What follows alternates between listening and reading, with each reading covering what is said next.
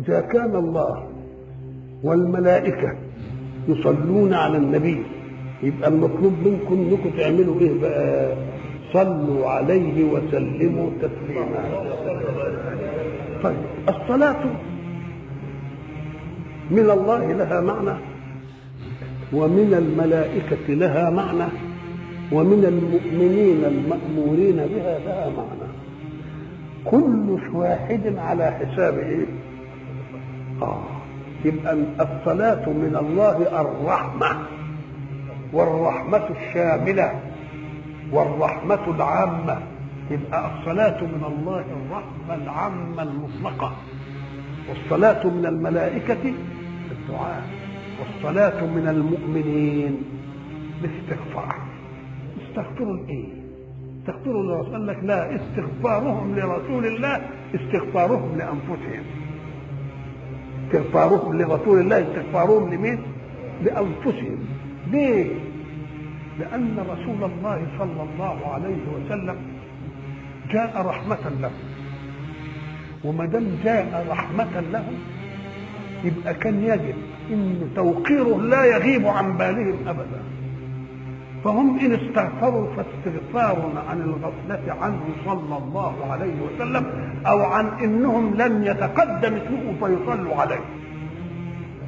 قال عمر: ودخل مرة واحد عليه فسألوه، سألوا رسول الله: ما الصلاة عليك يا رسول الله؟ قال: ذلك من العلم المكنون، ولولا أنكم سألتموني ما قلت. الله سبحانه وتعالى وكل بي ملكين، فإذا صلى واحد عليه قال الملكان: غفر الله لك. مش العجب هنا لما واحد يصلي على سيدنا يقوم الملكان يقولوا ايه؟ غفر الله لك. ويقول الله وتقول الملائكة آمين. كل ما يذكر رسول الله لازم ايه؟ نصلي عليه. قال لك اللي اذكر عنده ما ابخل من ذكرت عنده ولم يصلي عليه. ربنا بيصلي يرحم، والملائكة بتصلي بتدعي بتستغفر. طب احنا نصلي ازاي؟ ده احنا في ايدنا ايه؟ نعمل ايه؟ أم قال لك صلاتنا اننا نطلب احنا من ربنا يزيد الصلاة عليه. وانا اعمل حاجة؟ انت صلاتك ان تطلب ممن هو اعلى منك ان يصلي على رسول الله، لانه لا يوجد عطاء عندي يؤديه لرسول الله صلى الله عليه وسلم. قال العلماء قال لك تصلي عليه، بس الصلاة عليه دي ما تجيش الا اذا كنت مسلم امامك له. فلا وربك ايه؟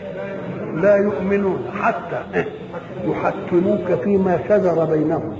اللي انت بتطلب من ربنا انه يصلي عليه تبقى لازم تسمع كلامه في كل ايه؟ في كل صغيرة وايه؟ وكبيرة.